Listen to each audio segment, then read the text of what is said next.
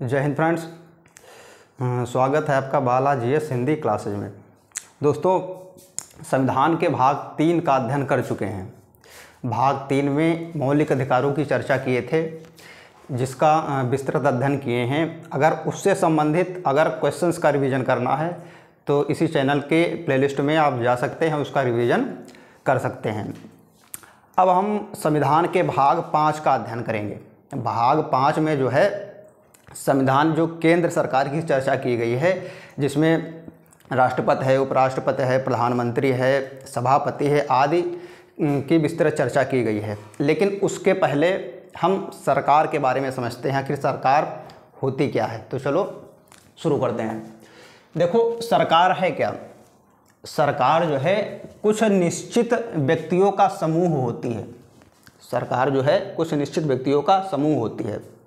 देखो, हमारे भारत में प्रजातंत्र है, इसमें 2 प्रकार की सरकारें होती हैं, केंद्रीय सरकार और राज्य सरकार। दोनों में जो सिस्टम जो है एक ही तरीके का होता है। हम केंद्र सरकार को समझेंगे तो इसमें देखो कहा गया है कुछ निश्चित व्यक्तियों का समूह होता है। समूह का मतलब, जैसे देखो, राष्ट्रपति होगा, सरकार के अंतर्गत राष्ट्रपति है, उपराष्ट्रपति है, प्रधानमंत्री है। जैसे सदन में लोकसभा और राज्यसभा, लोकसभा में सत्ता पक्ष में नेता सदन होते हैं और नेता प्रतिपक्ष होते हैं। इसी तरीके से राज्यसभा में होते हैं। अब यही एक पूरा सिस्टम है। एक निश्चित व्यक्ति होते हैं, निश्चित पद होते हैं, उन पद पर व्यक्तियों को चुना जाता है। फिर क्या है, वो जो निश्चित समूह होता है वो राष्ट्र और राज्य में निश्चित काल के लिए, अब ये जो पद होते हैं, राष्ट्रपति है, प्रधानमंत्री है या मंत्री हैं, ये सब 5 साल के लिए होते हैं। और क्या है, निश्चित पद्धति से, पद्धति भी निश्चित होती है। एक सिस्टमेटिक तरीके से सरकार जो है ये लोग मिलकर चलाते हैं। तो सरकार के स्वरूप की बात करें, सरकार आखिर कितने स्वरूप होते हैं? तो सरकार मुख्य रूप से देखो, एक तो राजतंत्र स्वरूप है। राजतंत्र में क्या होता है? राजतंत्र में राजा का चयन होता है। इसमें ये समझ लो एक ही व्यक्ति के परिवार में सत्ता रहती है। अगर वो व्यक्ति खत्म हो जाता है तो उसके परिवार में उसका जो बड़ा बेटा है वो राजा बनता है। कहने का मतलब एक ही परिवार में शासन की सत्ता होती है। और जैसे देखो, इसमें आज के टाइम में भी, जैसे कि हमारे भारतवर्ष में स्वतंत्रता के पूर्व जैसे मुगलों का शासन था, अंग्रेज़ों का शासन था, ये सब क्या है, राजतंत्र के अंतर्गत ये सब शासन करते थे।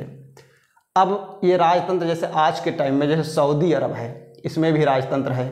उत्तर कोरिया जो है, इसमें भी राजतंत्र है। एक होता है कुलीन तंत्र। कुलीन तंत्र में क्या होता है? कुलीन तंत्र में कुछ निश्चित व्यक्ति होते हैं, निश्चित व्यक्ति सरकार को चलाते हैं। और उसमें जब राजा का चयन होता है तो उसमें निश्चित व्यक्तियों के द्वारा वोटिंग भी की जाती है। उसको कुलीन तंत्र कहते हैं। जैसे कोलंबिया में है, आज इंडोनेशिया में है, रूस में है। इसमें निश्चित व्यक्तियों द्वारा सरकार को चलाया जाता है और निश्चित व्यक्ति मतलब वोटिंग करते हैं। अब बात करें प्रजातंत्र की, तो प्रजातंत्र देखो, हमारे भारत में प्रजातंत्र है, लोकतंत्र है, यूएसए में है प्रजातंत्र या लोकतंत्र। इसमें क्या होता है, इसमें जो है शासक का चयन देश की जनता करती है।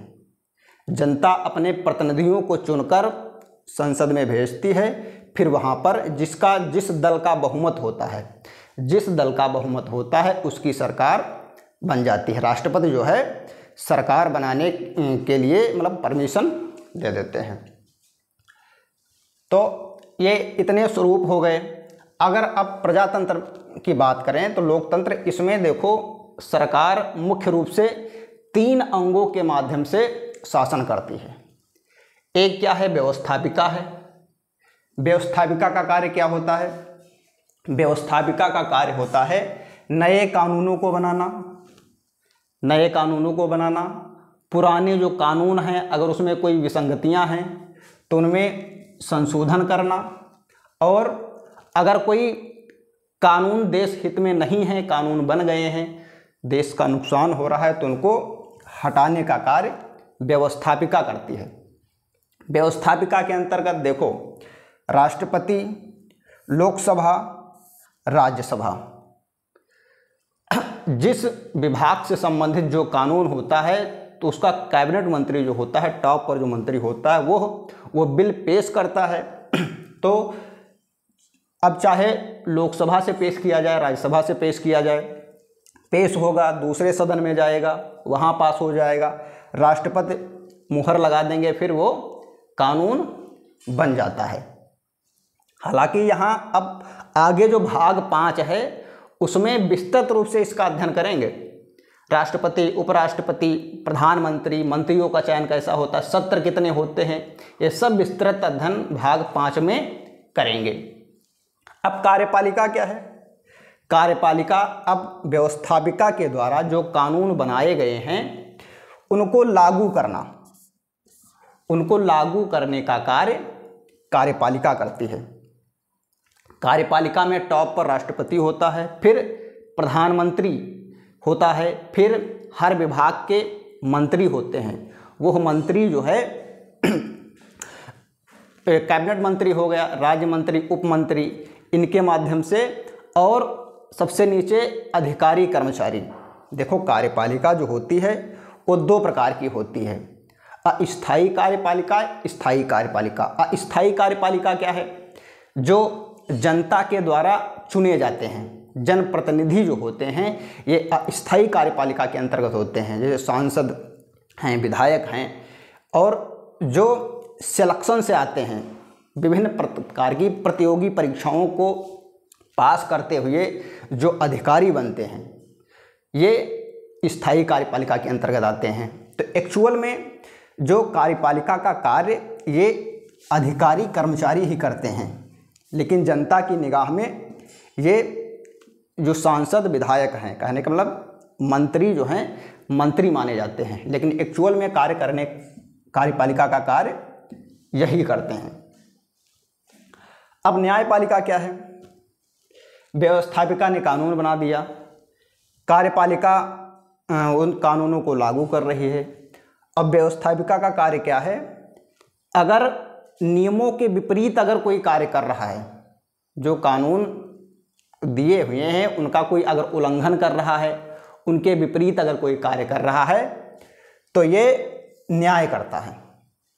इसका कार्य क्या है? न्याय करना, नियमों, कानूनों और संविधान की रक्षा करना। अगर व्यक्तियों के मौलिक अधिकारों का उल्लंघन हो रहा है, न्यायपालिका को जा सकते हैं, न्यायपालिका उच्चतम न्यायालय को जा सकते हैं, उच्च न्यायालय को जा सकते हैं। तो इसका मेन कार्य क्या है? न्याय दिलाना। अगर नियमों, कानूनों के विरुद्ध, संविधान के विरुद्ध अगर कोई कार्य कर रहा है तो उसको सजा देना। अब भाग 5 में भी उच्चतम न्यायालय की चर्चा की गई है।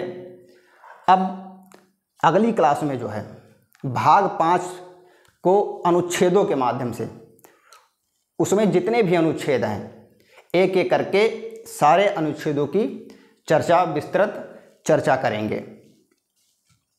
तो आज की वीडियो में इतना ही। फिर अगली वीडियो में भाग 5 का क्रम से राष्ट्रपति से लेकर राष्ट्रपति, उपराष्ट्रपति, प्रधानमंत्री, जितने भी आर्टिकल हैं सबका विस्तृत अध्ययन करते हैं।